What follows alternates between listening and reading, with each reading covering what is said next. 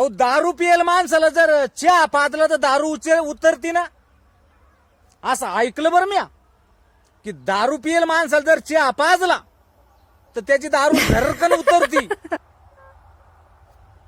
आणि कधीच्या नव्हत आज दारू पिलो 2 बाटल्या आज पिलो.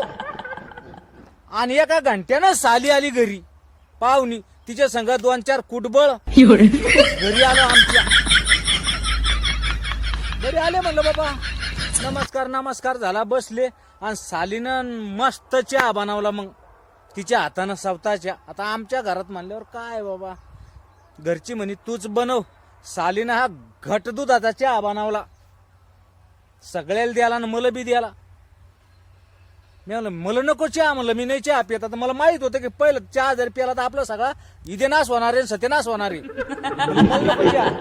आता काठी मोठी बारुळी पाहुण्या यायचा ना दाजी, दुधाचा आहे ना, जरा पाना कसा ढवळा होता की.